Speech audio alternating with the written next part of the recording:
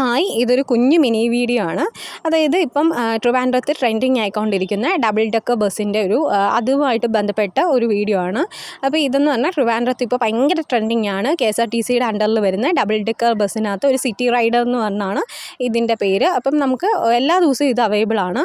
ഒരാൾക്ക് 100 രൂപ വെച്ചാണ്. 2 മണിക്കൂർ സിറ്റിയിലെ മെയിനായിട്ടുള്ള എല്ലാ സ്പോട്ടിലും പോയിട്ട് തിരിച്ച് നമ്മുടെ ആ കയറിയ സ്ഥലത്ത് തന്നെ കിഴക്കേക്കോട്ടയിൽ തന്നെ കൊണ്ടുവിടും.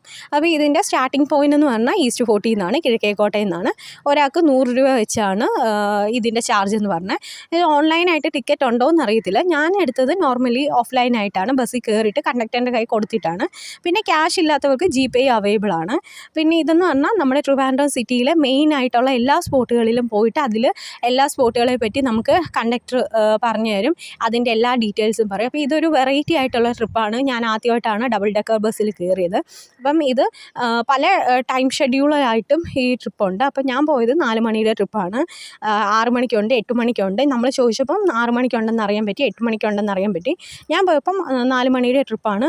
അപ്പം വെയിലോ അങ്ങനെയൊന്നുമില്ല, ഒരു ഈവനിങ് ടൈം ആയപ്പോഴാണ് പോയത്. അപ്പം നമുക്ക് അതുകൊണ്ട് തന്നെ നമുക്ക് മേളിലത്തെ ഫ്ലോറിൽ തന്നെ നമുക്ക് സീറ്റ് കിട്ടി. ഈ ചില സമയം തിരക്ക് ഭയങ്കര കൂടുതലാണെങ്കിൽ നമുക്ക് മേളിലത്തെ ഫ്ലോറിൽ സീറ്റ് കിട്ടണമെന്നില്ല. കാരണം ആദ്യം കയറുന്നവർ ആദ്യമേ കയറി മേളിലത്തെ ഫ്ലോറിൽ പോയിട്ട് സീറ്റ് പിടിക്കുക. അപ്പം അങ്ങനെ വരുമ്പോൾ ബാക്കിയുള്ളവർക്ക് നോർമൽ താഴത്തെ ഫ്ലോറിൽ ഇരിക്കേണ്ടി വരും. അപ്പം താഴത്തെ ഫ്ലോറിൽ പ്രത്യേകിച്ച് ഒന്നുമില്ല, നമ്മൾ നോർമൽ ബസ്സിൽ പോകുന്ന പോലത്തെ കാഴ്ചകളേ ഉള്ളൂ. അതേസമയം മേളിലത്തെ ഫ്ലോറിൽ പോയാലാണ് നമുക്ക് കുറച്ചും കൂടെ വ്യൂ കിട്ടുക. അപ്പോൾ എല്ലാ സ്പോട്ടിലും പോയിട്ട് ആ സ്പോട്ടിനെ പറ്റി ഡീറ്റെയിൽഡ് കാര്യമൊക്കെ നമുക്ക് ഈ കണ്ടക്ടർ പറഞ്ഞു തരും. പിന്നെ വണ്ടിയിൽ തന്നെ സ്നാക്സൊക്കെ അവൈലബിൾ ആയിട്ടുണ്ട്.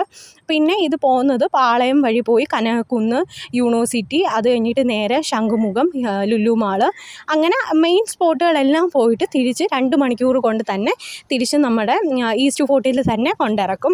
പിന്നെ ഇതിനകത്ത് ഞങ്ങൾ പോയപ്പോൾ ഒരു ബർത്ത്ഡേ കാര്യം ഉണ്ടായിരുന്നു. പുള്ളിക്കാരത്തി തൃശ്ശൂരിൽ നിന്ന് ബർത്ത്ഡേ കുറച്ച് എന്താ പറയണ്ടേ വെറൈറ്റി ആക്കാൻ വേണ്ടി വന്നതാണ്.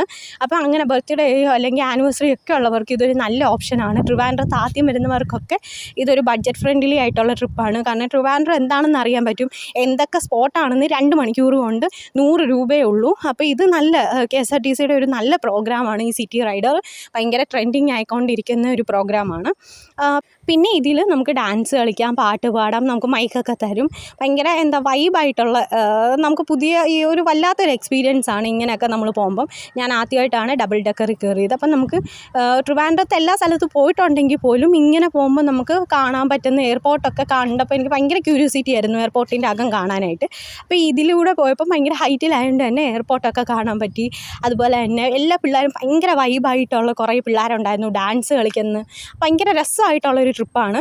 അപ്പം ട്രിവാൻഡ്രത്ത് ആദ്യമായിട്ട് വരുന്നവർക്ക് ഇതൊരു എന്താ പറയണ്ടേ, ഇതൊരു ബെസ്റ്റ് ആയിട്ടുള്ള ഓപ്ഷനാണ്. ട്രിവാൻഡ്രം എന്താണെന്ന് അറിയാൻ വേണ്ടി നമുക്ക് പറ്റിയ ഏറ്റവും നല്ലൊരു ഓപ്ഷനാണ്. 2 മണിക്കൂറത്തെ ട്രിപ്പാണ്. 100 രൂപയാണ് ഒരാൾക്ക്.